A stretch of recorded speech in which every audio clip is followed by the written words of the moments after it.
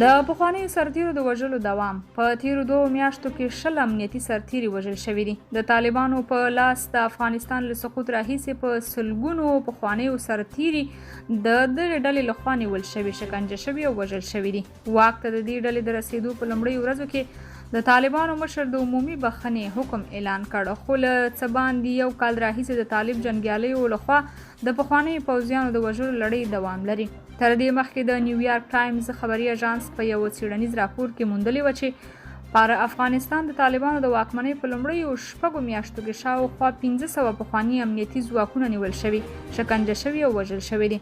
ملګرو ملتونو هم راپور ورکړی چې د تیر کال د زمري میاشتې له 24 واخله او بیا د 14 کال د مرغومي میاشتې تر 9 نیټې پورې د پخواني حکومت تر 100 ډیر امنیتي سرتیري د طالبانو لخوا وژل شوي دي. د 8 ورځپاڼې د موندنو له مخې په وروستیو 2 میاشتو کې په هیواد کې تر 18 ډیر پخواني امنیتي ځواکونه د طالبانو لخوا په ډزو وژل شوي دي. د 8 ورځپاڼې د پیښو د ثبت له مخې د روان کال د زمري میاشتې له 24 څخه د تلې میاشتې تر 24 نیټې پورې لږ تر لږه 18 پخواني امنیتي ځواکونه د طالبانو لخوا وژل شوي دي. طالبانو په افغانستان کې د خپلې بریا د لومړۍ کلیزې له لمانځلو وروسته په ننګرهار ولایت کې د پخواني حکومت د سیمه ییزو پولیسو یو قومندان شکر الله هم وواژه.